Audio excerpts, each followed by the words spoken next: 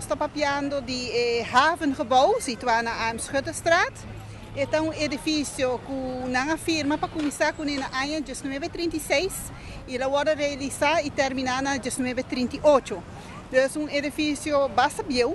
Hopi gente lo pun tratame di come edifício aqui está assim importante, está muito chiquito, pero maneira pusa está hopi importante para nos WAF e essa é a economia que está trece adem. Mesmo com maneira ora botin toren que está wak na aeroporto, assim na botin que wak edifício aqui.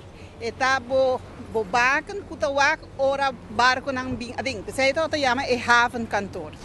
Pues, nós também trazer back maneira tratada em conceito de 1938 e por trazer back parte da história da caminho daquele edifício começar.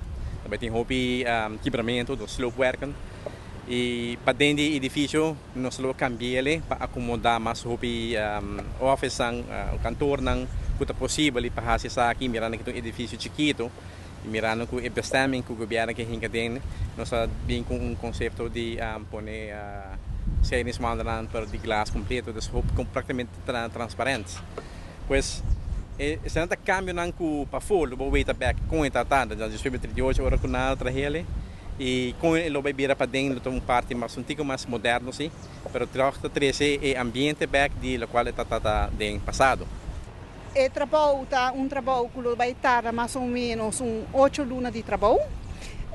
Sei que men tenho que ter em conta que é vacância de bouw, dus ele está claro em meio de 2014 o projeto está claro.